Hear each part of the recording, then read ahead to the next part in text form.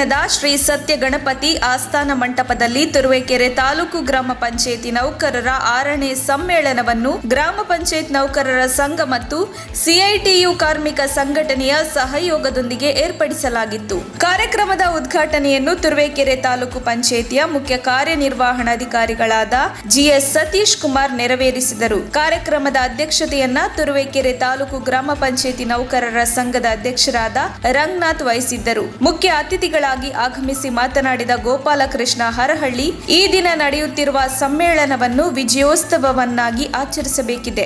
ಏಕೆಂದರೆ 1994ರಲ್ಲಿ ಸರ್ಕಾರವು ಇವರ್ಯಾರು ಸರ್ಕಾರಿ ನೌಕರರೇ ಅಲ್ಲ, ಇವರಿಗೆ ಯಾವುದೇ ವೇತನವಿಲ್ಲ ಎಂದಿತ್ತು.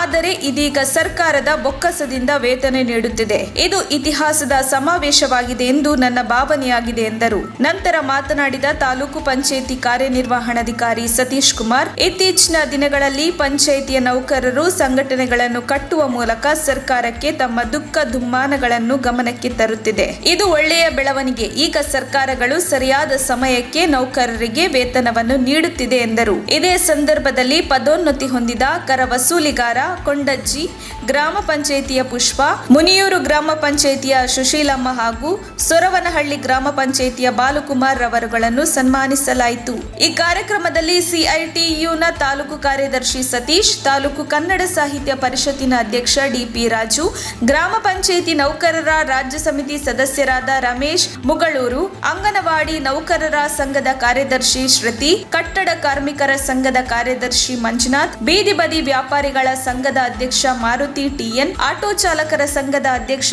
ಗಂಗಣ್ಣ, ಗ್ರಾಮ ಪಂಚಾಯಿತಿ ನೌಕರರ ಸಂಘದ ಉಪಾಧ್ಯಕ್ಷ ಶಿವಕುಮಾರ್, ಮನೋಹರ್, ಜಯಪ್ರಕಾಶ್, ತಿಮ್ಮೇಗೌಡ, ಗುರುಮೂರ್ತಿ, ಬಸವರಾಜು, ಕಾರ್ಯದರ್ಶಿಗಳಾದ ಪುಷ್ಪಾ, ಶೇಖರ್, ಸಹ ಕಾರ್ಯದರ್ಶಿಗಳಾದ ಮಂಜುನಾಥ್, ಕಾವ್ಯ, ರಾಮಚಾರಿ, ಚಂದ್ರಯ್ಯ, ಕೆಂಪೇಗೌಡ, ಮೋಹನ್ ಕುಮಾರ್, ಹೊಸಳ್ಳಪ್ಪ, ಸದಸ್ಯರಾದ ಲೋಕೇಶ್, ರಾಜು, ವಿರೂಪಾಕ್ಷ, ಭೋಜರಾಜ, ತಿಮ್ಮಣ್ಣಗೌಡ, ಕೃಷ್ಣಯ್ಯ, ಲೋಕೇಶ್ ಗೌಡ, ಚಂದ್ರಶೇಖರ್, ವಸಂತ್ ಮುಂತಾದವರು ಪಾಲ್ಗೊಂಡಿದ್ದರು. ವರದಿ ಸುರೇಶ್ ಬಾಬು, ತುರುವೇಕೆರೆ.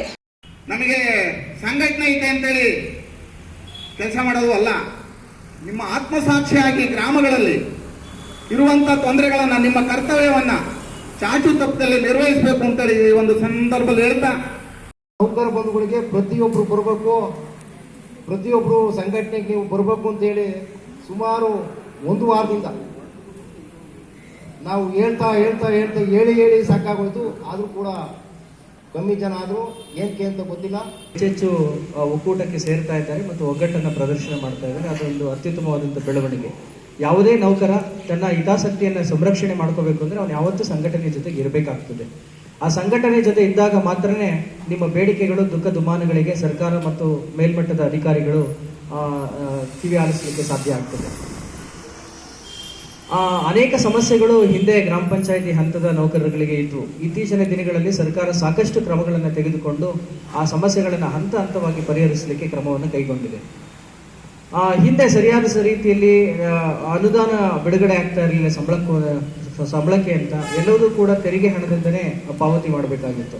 ಇವತ್ತು ಸರ್ಕಾರ ಆ ಸಮಸ್ಯೆಯನ್ನು ಪರಿಹರಿಸಿ ಅದಕ್ಕೆ ಪ್ರತ್ಯೇಕವಾದಂಥ ಸಿಬ್ಬಂದಿಗೆ ಅಂತಲೇ ಪ್ರತ್ಯೇಕ ಅನುದಾನವನ್ನು 12 ತಿಂಗಳಲ್ಲಿ 8 ತಿಂಗಳು ಅನುದಾನವನ್ನು, ಸಂಬಳದ ಅನುದಾನವನ್ನು ಸರ್ಕಾರ ಕೊಡ್ತಾ ಇದೆ. ಈ 4 ತಿಂಗಳ ಸಂಬಳವನ್ನು ಗ್ರಾಮ ಪಂಚಾಯಿತಿಯ 15 ಫೈನಾನ್ಸ್ ಮತ್ತು ಇನ್ನಿತರ ತೆರಿಗೆ ವಸೂಲಾತಿಯಲ್ಲಿ ಮಾಡ್ಕೋಬೇಕು ಅಂತ ಸರ್ಕಾರ ಆದೇಶ ಮಾಡಿದೆ. ಈ ಸಮಾವೇಶ 30 ವರ್ಷಗಳ ಕಾಲ ದೀರ್ಘ ಹೋರಾಟವನ್ನು ಮಾಡಿ ಇವತ್ತು ನಾವು ಸರ್ಕಾರದ ಹಣದಿಂದ ಸಂಬಳ ತಗೊಳ್ಳುವಂತ ಒಂದು ಹೋರಾಟದಲ್ಲಿ ವಿಜಯೋತ್ಸವವನ್ನು ಆಚರಿಸುವ ಸಂದರ್ಭ ಆಗಿದೆ ಈ ಸಮಾವೇಶ. ತಕ್ಷಣ ಬೇಕಾಗಿದ್ದಾರೆ.